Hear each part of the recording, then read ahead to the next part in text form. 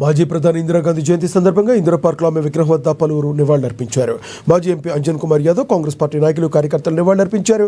ఇందిరాగాంధీ దేశాభివృద్ధి కోసం అనేక విప్లవాత్మక సంస్కరణలు అమలు చేసిన ధైర్యవంతురాలంటూ అంజన్ కుమార్ కొనియాడారు.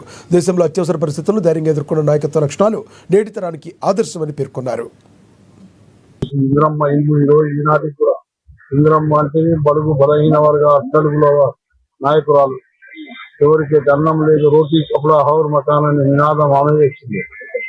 ఈ రోజు దేశం అఖండత ఉండడానికి, దేశం ఏకంగా ఉండాలనే నినాదంతో ఆమెను కొంతమంది దుష్ట శక్తిని పొట్టలో పెట్టుకోవడం జరిగింది. ఆఖరి రక్తం ముట్టు కూడా దేశానికి అర్పిస్తానని చెప్పి ఆ మహా కుటుంబం బ్యాంకులు రాజధానులు జాతీయం చేయడం, రాజభరణాలు రద్దు చేసి భూములేనికి వారికి భూములు ఇచ్చి ఎన్నెన్నో కార్యక్రమాలు చేసినటువంటి ఆ మహానాయకురాలి జన్మదినాన్ని ఈ రోజు అందరూ మహిళల లోకమంతా కూడా ఎంతో ఆమెను జ్ఞాపకం చేసుకుని ఈ